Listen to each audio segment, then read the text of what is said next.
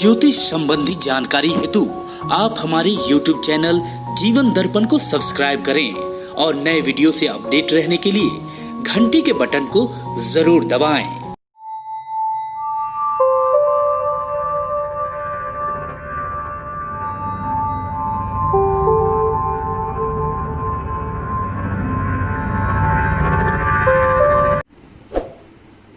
ये रक्षा बांधने का प्रकरण कब से आया है?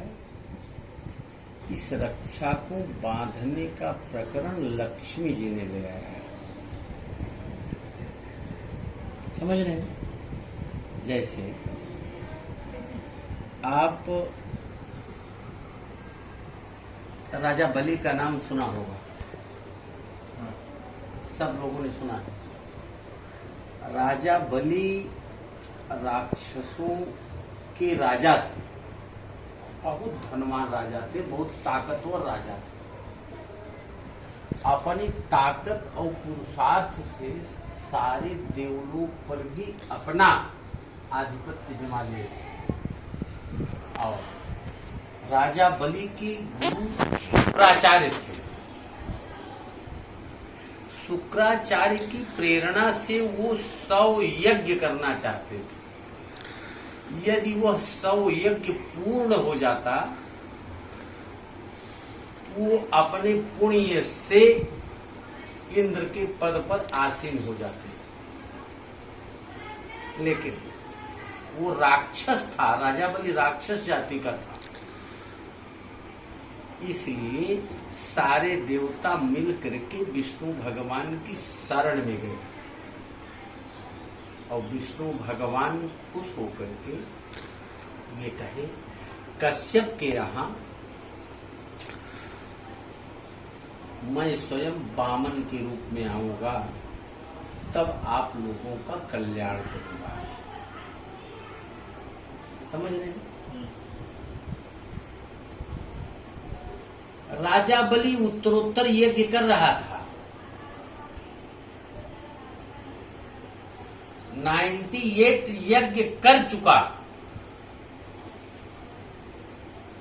उसका आधिपत्य पूरे देवलोक में भी हो गया और राक्षस लोक में भी हो गया।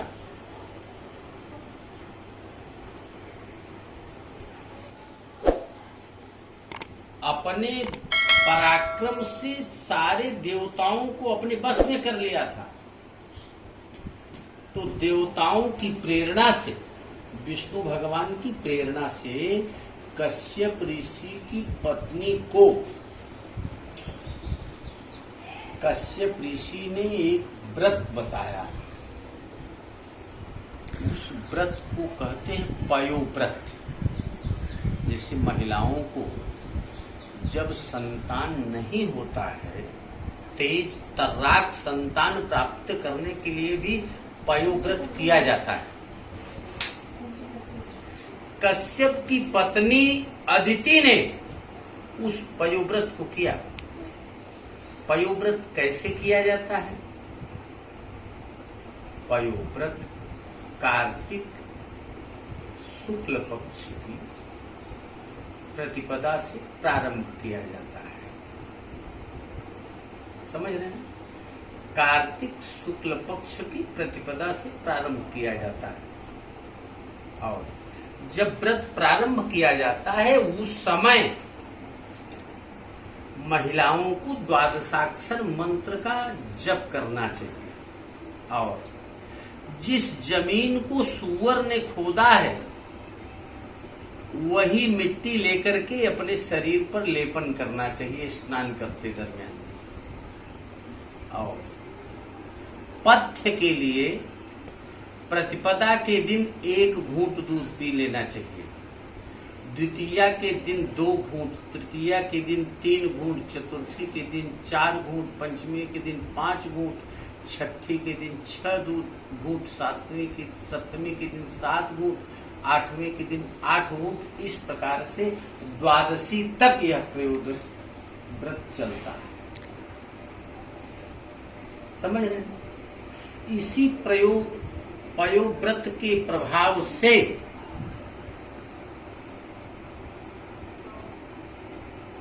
अदिति गर्भावस्था में हुई। उस गर्भ से वामन भगवान प्रकट हुए। बोलिए वामन भगवान की जय। वामन भगवान प्रकट हुए। जैसे ही वामन भगवान प्रकट हो गए वैसे ही दुंदुभी बजने लगी, स्वर्ग से आकाश गिरने लगे, आकाश पुष्प गिरने लगे, पुष्पों की बरसात होने लगी, सारे देव खुश हो गए। ब्रह्मा ने आकर के कमंडलू दिया और जनेऊ पहना दिया, जैसे कल मैंने आपको जनेऊ पहना दिया, और छत्र दिया। सरस्वती ने आकर के ज्ञान दिया कि अपने इसी ज्ञान से देवताओं का कल्याण आपको करना है।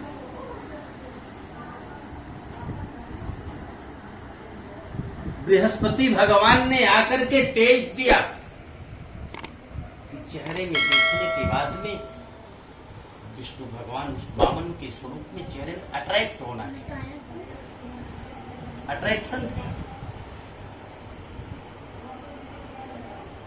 देवताओं ने प्रार्थना किया कि राजा बलि इस समय एक यज्ञ कर रहा है,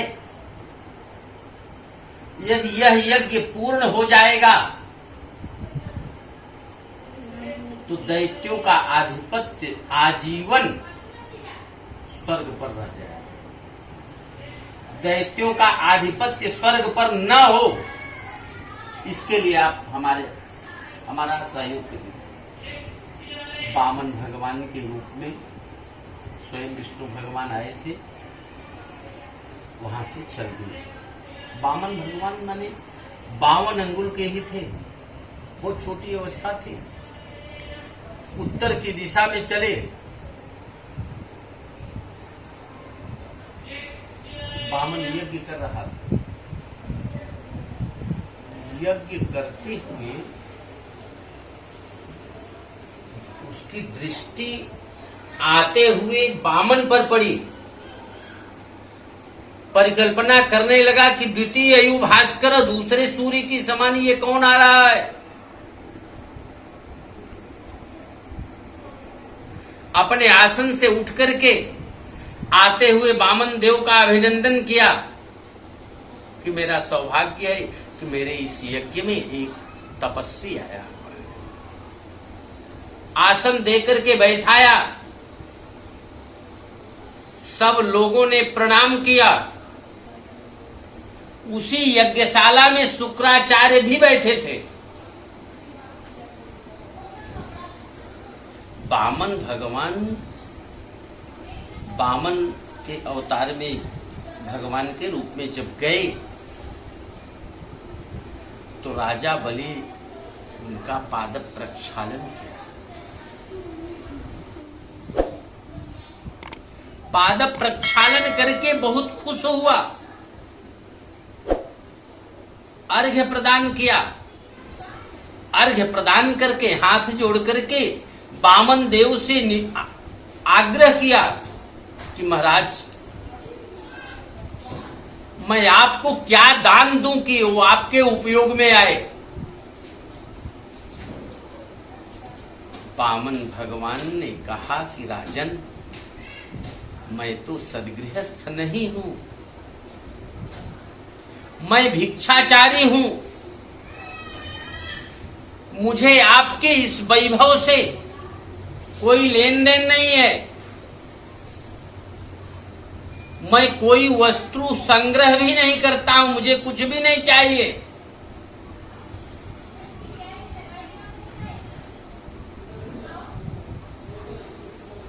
वामन देव से फिर हाथ जोड़ करके राजा बलि ने कहा कि महाराज, मैंने आपका आतिथ्य सत्कार किया है, कृपा करके आपको आज तो कुछ देना ही देना है मुझे, आप बता दीजिए। वामन भगवान आए ही थे उससे मांगने के लिए, लेकिन उसको समझ रहे थे।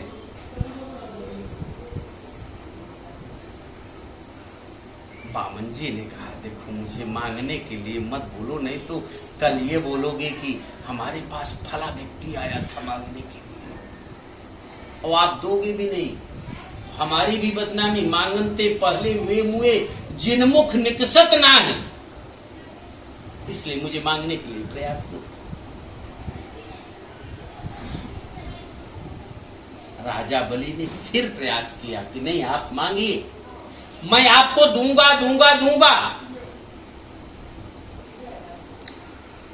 राजा बलि ने जब ये वचन दे दिया कि दूंगा, तो शुक्राचार्य के कान खड़े हो गए। शुक्राचार्य ने अपनी दिव्य दृष्टि से देखा कि ये देवताओं के रूप से आया हुआ है और राजा बलि से सारी संपत्ति मांग लेगा। राजा बलि से सारी संपत्ति मांग करके देवताओं को दे देगा। राजा बलि ने फिर कहा कि आप मांगिए मुझसे। कहा कि राजन, यदि आप मांगने के लिए कह रहे हैं तो मैं आपसे मात्र 3 पग जमीन मांगता हूं, वो भी मैं अपने पैर से मांगूंगा, अपने पैर के नाप से लूंगा, आपके पैर के नाप से नहीं लूंगा मैं। अच्छा ये बताइए, कोई करोड़पति व्यक्ति रहे और उससे आप कहेंगे कि मुझको 1 रुपए दे दीजिए, तो वो 1 रुपए देने में अपनी नामूसी समझेगा ना। हाँ? अब 3 पग जमीन मांगने की बात जब कहा राजा बलि ने, राजा बलि से वामन जी ने कहा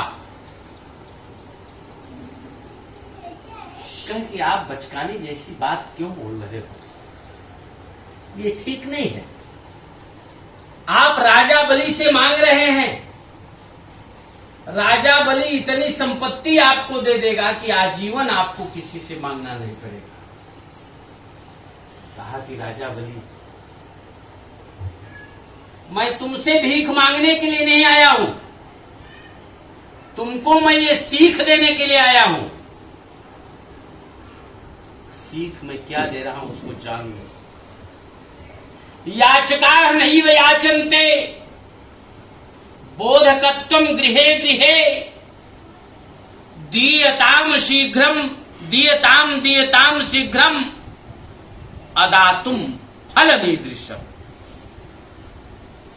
राजा बलि, ये मत सोचो कि मैं तुम्हारे पास भीख मांगने के लिए आया हूं, मैं तुम्हें सीख देने के लिए आया हूं कि जल्दी दो जल्दी दो। पहले तो मैं मांग नहीं रहा था, आपके बार बार कहने पर मैंने मांगा भी आपसे 3 पग जमीन, लेकिन वो भी देने के लिए आप कतरा रहे हो। यदि आप नहीं दोगे तो जैसे आज मैं आपसे मांग रहा हूं, उसी तरह से आप भी कभी मांगने वाले हो जाओ।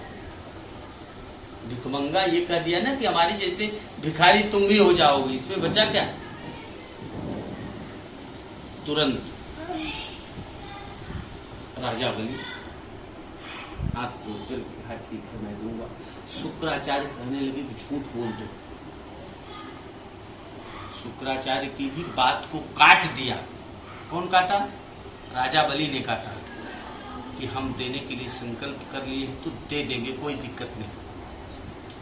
संकल्प के लिए चल लिया और उसी दरमियान शुक्राचार्य ने श्राप दे दिया कि तुम क्षीण हो जाओ, वैभव से क्षीण हो जाओ। और 3 पग जमीन का संकल्प जैसे ही लेकर के वामन भगवान को दिया, वैसे ही विष्णु भगवान ने अपना विराट रूप दिखाया। और विराट रूप का दर्शन कौन किया जानते हैं? विराट रूप का दर्शन मात्र राजा बलि को हुआ। और राजा बलि की एक बेटी थी, राजा बलि की एक बेटी थी, वो वामन भगवान को देख करके बहुत खुश हुई और वो मन ही मन विचार करने लगी कि इसी प्रकार से मेरा बेटा होता तो बड़ी अच्छी बात। समझ रहे कि नहीं? और वही राजा बलि की बेटी जब 3 पग जमीन में सारी संपत्ति को नाप लिया विष्णु भगवान ने, तो उस राजा बलि के बेटी के अंदर ये भाव बन गया था कि ये बेटा होगा तो मैं इसको मार डालूंगी। वही राजा बलि की बेटी अगले जन्म में किसके रूप में पैदा हुई? पूतना के रूप में पैदा हुई। और कृष्ण को अपने स्तन में विष लेपन करके पिलाना चाहिए, स्तनपान कराए। स्तनपान जो भी महिला किसी दूसरे बच्चे को कराती है तो माँ के रूप में ही आती है ना, माँ ही स्तनपान कराती है। तो विष का लेपन करके कराए। उनके दान के प्रभाव से विष्णु भगवान वामन के रूप में थे, बहुत खुश हुए। उन्होंने कहा वरदान मांगा। राजा बलि ने कहा 3 पग जमीन में सब कुछ मांग लिया, 3 पग जमीन में सब कुछ मांग लिया, 2 पग में तो अतल सुतल पतल सब मांग लिया, देवलोक इत्यादि नाप लिया। तीसरा पग जो बचा था वो कहा कि अपनी शरीर, हमारी शरीर भी नाप ली है। तो वामन भगवान ने अपना स्वरूप छोटा करके उसके शरीर को भी नाप लिया। बिना मांगे राजा बलि को पाताल लोक का राजा बना दिया। बिना मांगे राजा बलि को पाताल लोक का राजा बना दिया। और पाताल लोक का राजा बनाने के बाद में विष्णु भगवान वामन के रूप में जो थे, उन्होंने कहा फिर तुम कुछ मांगो, अब कुछ मांगो, अब तो मैंने तुमको कुछ नहीं दिया। तो राजा बलि ने कहा कि जिस दरवाजे से मैं निकलूं उस दरवाजे पर आपका दर्शन हो, उस दरवाजे पर आपका दर्शन। तो विष्णु भगवान राजा बलि के द्वारपाल बन गए। लक्ष्मी जी अकेले अपने क्षीर सागर में थे। नारद जी नारायण का कीर्तन करते हुए लक्ष्मी मैया के पास पहुंच गए। कहाँ हैं स्वामी जी? लक्ष्मी घबराए कि यहाँ से कहीं गए थे, कुछ समझ में नहीं आ रहा है। नारद को तो पता ही था कि क्या स्थिति हुई। नारद ये कहे कि मैं पता किया, वो तो राजा बलि के यहाँ दरवाजे पर द्वारपाल के रूप में है। अब लक्ष्मी हाथ जोड़ करके कहने लगी कि महाराज कोई रास्ता बताओ, हम स्वामी के बिना अकेले नहीं रह पा रहे। नारद ने उपाय बतलाया कि तुम पाताल लोक चली जाओ, अपना स्वरूप बदल करके। लक्ष्मी के रूप में मत जाना, स्वरूप बदल करके पाताल लोक चली जाओ। अभी सावन महीना आने वाला है, अभी सावन महीना आने वाला है। और सावन महीने में राजा बलि के पास बहन नहीं है। राजा बलि को अपना धर्म भाई मान करके उनकी हाथ में रक्षा बांध देना। और जब रक्षा बांधोगी तब राजा बलि कहेगा तुम मुझसे कुछ मांग लो। तो राजा बलि से धन दौलत मत मांगना, तुम पहले उससे वचनबद्ध करा लेना और वचनबद्ध करा करके अपने पति को उस बंधन से मुक्त करवा देना। समझ रहे कि नहीं? तो जब सावन का महीना आया, लक्ष्मी जी सामान्य नारी का रूप धर करके गई। राजा बलि के यहाँ प्रस्ताव दिया कि मैं राजा बलि को अपना धर्म भाई मान रही हूँ, उनके हाथ में रक्षा बांधना चाहती हूँ। राजा बलि का भी दिमाग खड़ा हो गया कि मुझे भी तो बहन नहीं है। कहा मुझे बहन मिल गई, इसको भाई मिल गया, दोनों का बात बन गया। तो रक्षा बांधा। इसीलिए मंत्र पढ़ा जाता है, येन बद्धो बलि राजा दानवेन्द्रो महाबलः तेन त्वां प्रतिबध्नामि रक्षे माचल माचल। रक्षा बांधने के बाद में राजा बलि ने लक्ष्मी से कहा, तुम मांगो, क्या चाहती हो?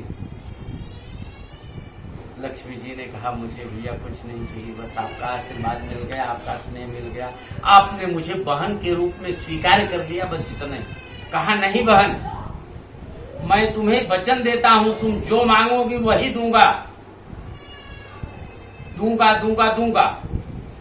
जब 3 बार वचन कह दिया, कहा, भैया मुझे संपत्ति नहीं चाहिए, भगवान की कृपा से बहुत संपत्ति मेरे पास है, कोई दिक्कत नहीं। तो कहा कि बहन क्या चाहिए तुमको, ये बताओ, राजा बलि से मांग रही हो, जो मांगोगी वही हम देंगे तुमको। तो द्वारपाल पर, दरवाजे पर जो द्वारपाल बैठा था, लाठी लिए हुए खड़े, द्वारपाल की तरफ अंगुली का इशारा की, मुझे वही चाहिए। तो देखा तो द्वारपाल दिखाई दे रहे। तब इसके दिमाग में बात आया कि ये तो विष्णु भगवान है, तो विष्णु भगवान को मांगने कौन आएगा, लक्ष्मी आएगी। हाथ जोड़ करके राजा बलि ने कहा कि अभी आप अपने वास्तविक रूप में आ जाओ, मैं तो वचन दे दिया हूं आपको, समझ रहे कि नहीं, वास्तविक रूप में आओ, मैं तो वचन दे दूंगा हूं आपको। तो लक्ष्मी जी अपने वास्तविक रूप में आए और लक्ष्मी और विष्णु भगवान को भी कहा कि आप भी अपने शंख चक्र गदा पद्म धारण किए हुए आइए। आओ, व्यक्ति के जीवन में जब विकास रुक जाता है, विकास का मार्ग किसी न किसी प्रकार से अवरुद्ध रहता है, तब भी ये रक्षा जो बंधवाया जाता है, ये सोती हुई शक्ति को भी जागृत करने की सामर्थ्य इस रक्षा में होता है, इसलिए रक्षा बंधवाया जाता है। बोलिए राजा बलि की जय, बोलिए वामन भगवान की जय।